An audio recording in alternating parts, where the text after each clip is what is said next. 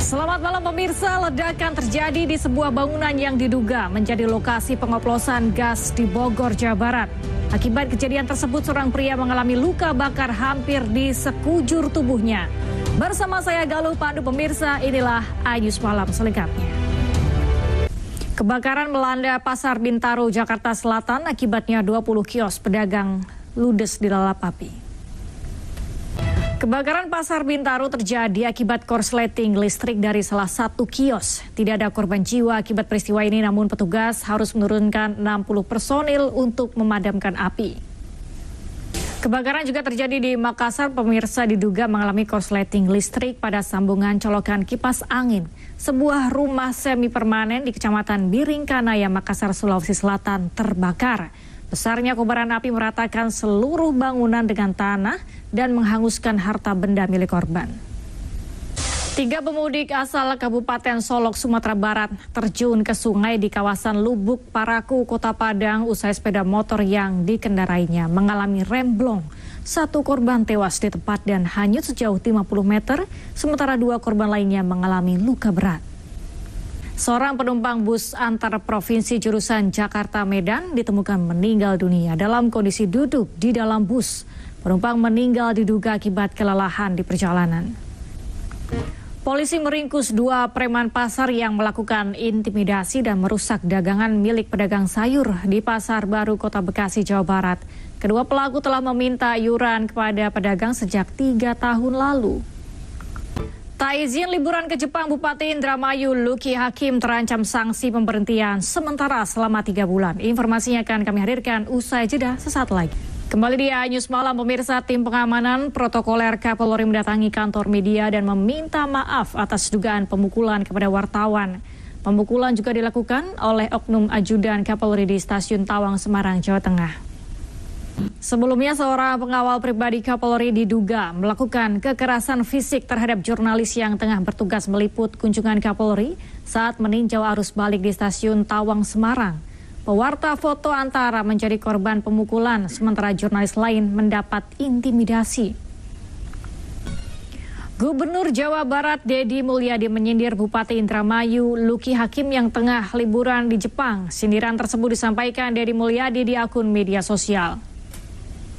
Kementerian Dalam Negeri menanti penjelasan Bupati Indramayu Luki Hakim terkait kepergiannya ke luar negeri tanpa izin. Jika terbukti melanggar aturan, Luki Hakim berpotensi mendapat sanksi berupa pemberhentian sementara dari posisi Bupati selama 3 bulan. Dan berikut cuplikan dialognya di program iNews Sore bersama rekan saya Nadia Valeri.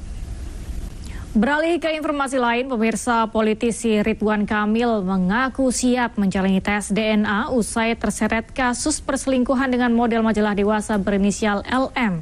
Tujuannya adalah untuk membuktikan klaim LM yang disebut-sebut memiliki anak dari Ridwan Kamil. Pemirsa, Menteri Koordinator Bidang Perekonomian bertemu sejumlah pengusaha membahas strategi hadapi tarif impor Amerika terhadap produk Indonesia. Sesaat lagi hanya di iNews Malam. Anda kembali menyaksikan iNews Malam pemirsa, sejumlah pihak mendesak pemerintah segera membentuk tim untuk melakukan negosiasi terhadap kebijakan tarif impor yang dikeluarkan Presiden Amerika Serikat Donald Trump. Hal tersebut dilakukan untuk meminimalisir dampak buruk ke Indonesia terhadap kebijakan tersebut. Presiden Prabowo Subianto menegaskan kesiapan Indonesia untuk membuka perundingan dengan Amerika Serikat menyusul kebijakan tarif impor yang baru diumumkan oleh Presiden Donald Trump. Prabowo menekankan Indonesia akan menyikapi langkah AS dengan tenang dan percaya diri, serta menjunjung tinggi prinsip hubungan dagang yang adil dan setara. Menteri Koordinator Bidang Perekonomian Airlangga Hartarto bertemu dengan sejumlah pengusaha dan asosiasi pengusaha membahas tarif impor baru Amerika terhadap Indonesia. Indonesia pun bersama dengan anggota negara ASEAN akan mendorong perjanjian kerangka kerja perdagangan dan investasi atau TIFA kepada Amerika Serikat sebagai salah satu negosiasi terhadap kebijakan tarif impor baru. Sementara itu, menurut Ketua Umum Apindo Sinta Hamdani, dampak penerapan tarif impor oleh Presiden Trump dapat disiasati dengan beberapa strategi. Di antaranya adalah memberikan insentif kepada usaha-usaha padat karya untuk menciptakan produk kompetitif hingga aktif memperluas pasar ekspor sehingga mengurangi ketergantungan terhadap Amerika Serikat. Pemirsa, Israel serang tenda yang menampung wartawan di dekat rumah sakit Nasir di Khan Yunis. Kembali di News Malam, pemirsa, Israel kembali melancarkan serangan ke Gaza, Palestina. Serangan diarahkan ke tenda yang menampung wartawan di dekat rumah sakit Nasir di Khan Yunis. Kita beralih ke informasi olahraga, pemirsa. Tidak ada pemenang dalam laga Manchester United melawan Manchester City pada pekan ke-31 Premier League. Laga derby Manchester berakhir dengan hasil imbang tanpa gol. Pemirsa, Juventus harus puas berbagi poin kala bertandang ke markas AS Roma pada pekan ke-31 Serie A Italia. Kedua tim bermain imbang 1-1.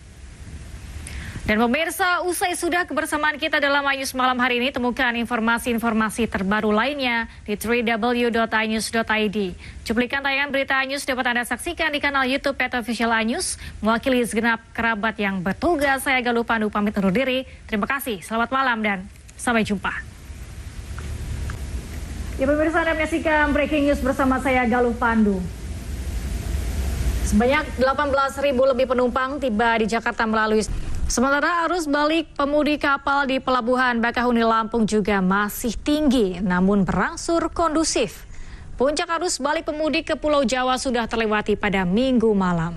Memasuki malam terakhir libur Lebaran, pemirsa, arus kendaraan di ruas tol Cipularang, Purwakarta, Jawa Barat dari arah Bandung menuju Jakarta terpantau masih padat. Nampaknya banyak pemudik dan wisatawan balik ke tempat asal malam ini untuk mempersiapkan melakukan aktivitas besok. Kita ke jalur arteri, pemirsa. Pada hari terakhir cuti Lebaran, jalur arteri Karawang terpantau padat. Kendaraan roda 2 mendominasi arus lalu lintas dari berbagai daerah di Pulau Jawa menuju Jakarta. Sementara itu, ruas arteri jalur Pantura Simpang 4 Pemuda di Cirebon, Jawa Barat juga padat. Ruas arteri jalur Pantura Simpang 4 Pemuda di Cirebon, Jawa Barat padat meraya, pemirsa. Ribuan kendaraan sepeda motor dan kendaraan roda 4 pribadi sempat tersendat di sejumlah titik simpang pertemuan arus di jalur Pantura. Dan pemirsa, untuk mengetahui informasi terkini, kami telah terhubung dengan rekan Toy Iskandar dari jalur Pantura. Ya, halo, selamat malam. Bagaimana arus balik di lokasi Anda saat ini? Ya, selamat malam. Nanti kepadatan di kawasan tersebut masih terus meningkat atau bagaimana? Ya, untuk atas informasinya langsung dari Cirebon, Jawa Barat. Selamat bertugas kembali. Pemirsa, usai jeda Breaking News akan kembali dilanjutkan oleh rekan kami Syafati Suryo. Tetaplah bersama kami.